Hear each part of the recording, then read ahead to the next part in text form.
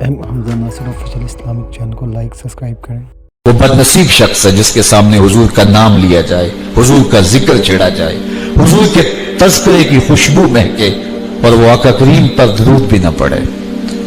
درود تو من کو سوار دیتا ہے، درود تو باطن کو اجال دیتا ہے، درود تو اندر کے زنگ اتار دیتا ہے، باطن میں روشنائیاں پیدا کرتا ہے۔ یہ چراغ ہے قبر کا بھی، یہ چراغ ہے آخرت کا بھی۔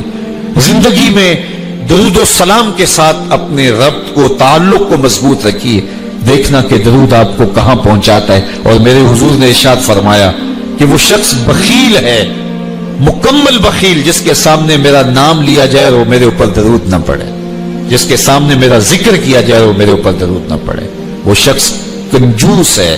ایک روایت میں فرمایا وہ لئیم ہے، مکمل لئیم، کمینہ ہے، مکمل کمینہ، جس کے سامنے حضور کا ذکر کیا جائے اور وہ حضور پہ درود نہ پڑے۔ تو ان کا جب ذکر ہو تو دل بھی درود پڑے، روح بھی درود پڑے، لبوں پہ بھی ترانے درود کے ہوں، تمہاری پلکیں بھی درود کے نغمے چھیڑیں، تمہارے ہاتھ، تمہارے اعضائے بدنیاں حضور پر درود پڑیں، تمہارا بدن ان کے لیے اللہ سے رحمت طلب کرنے کے لیے سوالی بن کے کھڑا ہو جائے۔ یہ طلب رحمت ہے اللہ سے درود۔ اور فرمایا گیا من صلی علیہ واحدتن صلی اللہ بہا عشرا، جو اللہ کے محبوب پر ایک مرتبہ درود پڑتا ہے اللہ اس پہ 10 رحمتیں نازل فرماتا ہے۔ والدین اگر ناراض ہیں تو ان کو پہلی فرصت میں راضی کرنا چاہیے، کیونکہ ان کی ناراضگی اللہ کی ناراضگی۔ علماء نے لکھے کہ 2 لوگوں کو ہاتھ جوڑ کے بھی معافی مانگ لینے میں کوئی شرم محسوس نہیں کرنی چاہیے، ایک تمہارے استاد اور دوسرے تمہارے والدین۔ اگر وہ تم سے ناراض ہو جائیں، روٹھ جائیں، بلا وجہ بھی روٹھ جائیں، تو تم ان کے آگے ہاتھ جوڑ دو، ان سے معذرت کر لو، ان سے معافی مانگ لو۔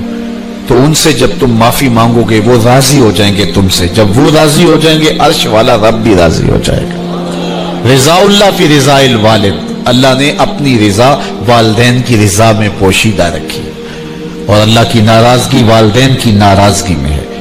حضور علیہ السلام کی بارگاہ میں جو ہے وہ عقیدتوں کے رنگ درود کی صورت میں پیش کرنے کا موقع غنیمت سمجھنا چاہیے، اور والدین کی خدمت عام دنوں کے اندر بھی تو غنیمت ہے، لیکن اس مہینے میں خاص طور پہ ان کے آرام کا خیال رکھیں اور ان کی رضا جوئی کے لیے کوشاں ہو جائیں۔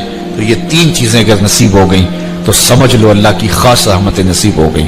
اور اگر کوئی شخص زندگی گزار رہا ہے اور اسے ان 3 چیزوں میں سے کوئی بھی نصیب نہیں ہے تو پھر وہ دیکھے کہ میں کہاں کھڑا ہوں۔ تو یہ موسم رحمت اپنی تمام رعنائیوں کے ساتھ جلوہ فراز ہوا اور برکتیں نچھاور کرتا ہوا، رحمتیں بانٹتا ہوا، نور بکھیرتا ہوا اب ہم سے رخصت بھی ہونا چاہ رہا ہے۔ آدھا سفر طے کر چکا، آدھا سفر اس کا باقی ہے۔ تو ہم اپنا محاسبہ کر کے دیکھیں کہ اس آدھے مہینے میں ہم نے کیا حاصل کیا، اور آنے والا موسم کہیں ہمارے ہاتھ سے نکل نہ جائے اور ہم پھر پچھتاتے رہ جائیں۔ آج کا پچھتاوا کل کی بہتری کی ضمانت ہے، کل کا پچھتاوا سوائے حسرت بڑھانے کے اور کچھ نہیں ہے۔ تو اللہ آپ کو جزائے خیر عطا فرمائے اور اپنے حضور سچی توبہ کا نور نصیب فرمائے۔ حمزہ ناصر آفیشل اسلامک چینل کو لائک سبسکرائب کریں۔